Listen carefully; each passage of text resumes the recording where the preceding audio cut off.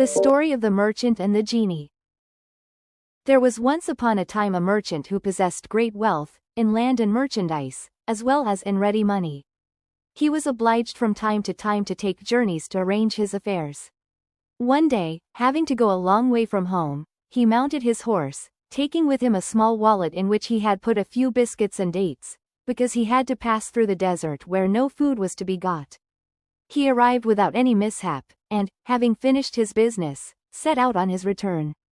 On the 4th day of his journey, the heat of the sun being very great, he turned out of his road to rest under some trees.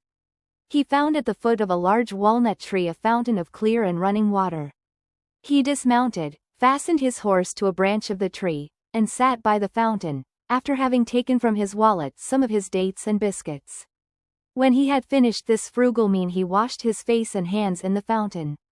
When he was thus employed he saw an enormous genie, white with rage, coming towards him, with a scimitar in his hand. "Arise," he cried in a terrible voice, "and let me kill you as you have killed my son."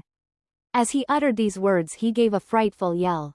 The merchant, quite as much terrified at the hideous face of the monster as at his words, answered him tremblingly, "Alas, good sir, what can I have done to you to deserve death?" "I shall kill you," repeated the genie, "as you have killed my son." "But," said the merchant, "how can I have killed your son? I do not know him, and I have never even seen him." "When you arrived here did you not sit down on the ground?" asked the genie, "and did you not take some dates from your wallet, and whilst eating them did not you throw the stones about?" "Yes," said the merchant, "I certainly did so."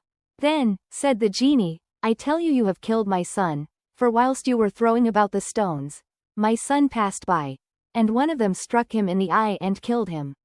So I shall kill you." "Ah, sir, forgive me," cried the merchant. "I will have no mercy on you," answered the genie. "But I killed your son quite unintentionally, so I implore you to spare my life." "No," said the genie, "I shall kill you as you killed my son," and so saying, he seized the merchant by the arm, threw him on the ground, and lifted his saber to cut off his head. The merchant, protesting his innocence, bewailed his wife and children, and tried pitifully to avert his fate. The genie, with his raised scimitar, waited till he had finished, but was not in the least touched. Scheherazade, at this point, seeing that it was day, and knowing that the Sultan always rose very early to attend the council, stopped speaking.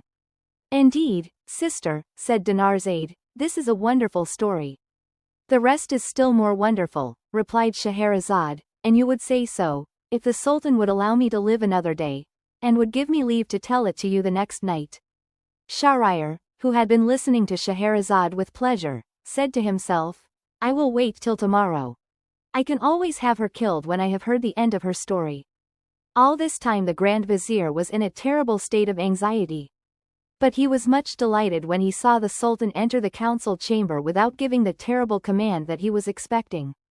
The next morning, before the day broke, Dinarzade said to her sister, "Dear sister, if you are awake I pray you to go on with your story." The Sultan did not wait for Scheherazade to ask his leave. "Finish," said he, "the story of the genie and the merchant. I am curious to hear the end." So Scheherazade went on with the story. This happened every morning. The Sultana told a story, and the Sultan let her live to finish it. When the merchant saw that the genie was determined to cut off his head, he said, "One word more, I entreat you. Grant me a little delay, just a short time to go home and bid my wife and children farewell, and to make my will. When I have done this I will come back here, and you shall kill me." "But," said the genie, "if I grant you the delay you ask, I am afraid that you will not come back." "I give you my word of honor," answered the merchant, "that I will come back without fail." "How long do you require?" asked the genie. "I ask you for a year's grace," replied the merchant. "I promise you that tomorrow 12th, I shall be waiting under these trees to give myself up to you." On this the genie left him near the fountain and disappeared.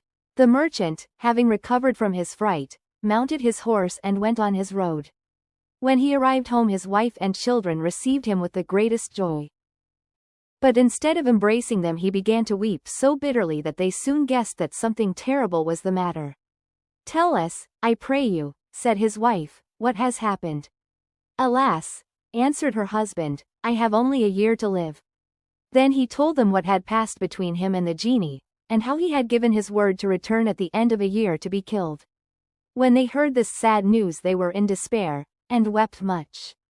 The next day the merchant began to settle his affairs, and first of all to pay his debts.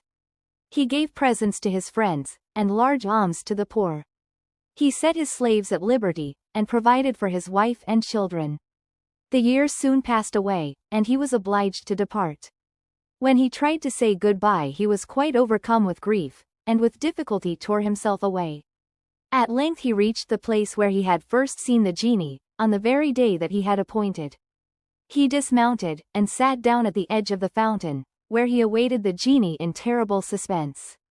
Whilst he was thus waiting an old man leading a hind came towards him.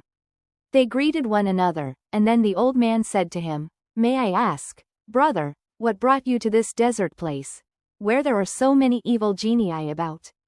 To see these beautiful trees one would imagine it was inhabited, but it is a dangerous place to stop long in.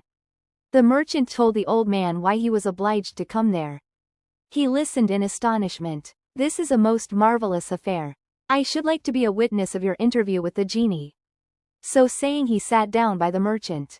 While they were talking another old man came up, followed by 2 black dogs. He greeted them, and asked what they were doing in this place. The old man who was leading the hind told him the adventure of the merchant and the genie. The second old man had not sooner heard the story than he, too, decided to stay there to see what would happen. He sat down by the others, and was talking, when a third old man arrived. He asked why the merchant who was with them looked so sad. They told him the story, and he also resolved to see what would pass between the genie and the merchant, so waited with the rest. They soon saw in the distance a thick smoke, like a cloud of dust. This smoke came nearer and nearer, and then, all at once, it vanished, and they saw the genie, who, without speaking to them, approached the merchant, sword in hand, and, taking him by the arm, said, Get up and let me kill you as you killed my son. The merchant and the 3 old men began to weep and groan. Then the old man leading the hind threw himself at the monster's feet and said, O prince of the genii, I beg of you to stay your fury and to listen to me. I am going to tell you my story and that of the hind I have with me, and if you find it more marvelous than that of the merchant whom you are about to kill, I hope that you will do away with a third part of his punishment. The genie considered some time, and then he said, Very well, I agree to this.